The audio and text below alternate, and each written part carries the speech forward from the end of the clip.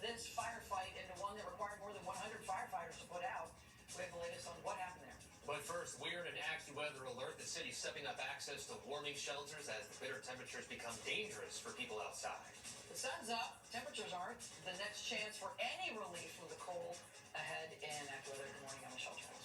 And I'm Perry Russom. 7 degrees outside. Boy, it's cold.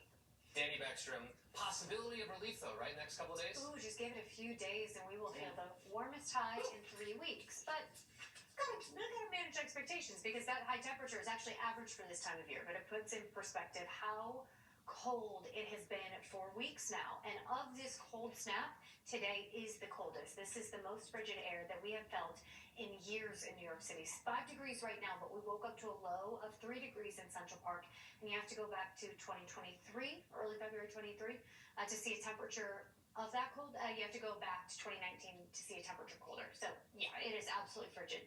Sub-zero actual air temp right now in Liberty. We're at 5 degrees in the park and Islip, 7 for Montauk, Somerville, and Belmar. But the number you actually have to see is the wind chill because that is what your body actually reads as you step out. And I think the best advice would just be to not step outside today if you can. 18 below zero is the wind chill in White Plains, 21 below in Monticello.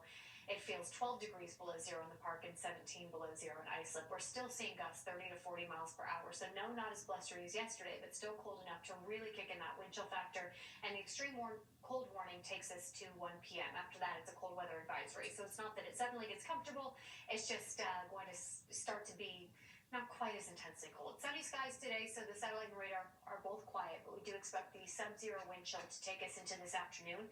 Even at our most tolerable today, we'll only feel 1 to 3 degrees in New York City. So it is going to stay absolutely frigid with highs today topping out in the teens. Again, this is the coldest day of this cold snap, but we do see a bit of a moderating trend as we head into the week. So an AccuWeather alert because of the dangerous cold and the frigid breeze today. Tomorrow, not nearly as harsh, but our highs still stay sub-freezing, about 10 degrees below normal. But Tuesday, we're starting to thaw out. It's Wednesday that we finally see highs in the low 40s make a comeback for the first time since January 22nd.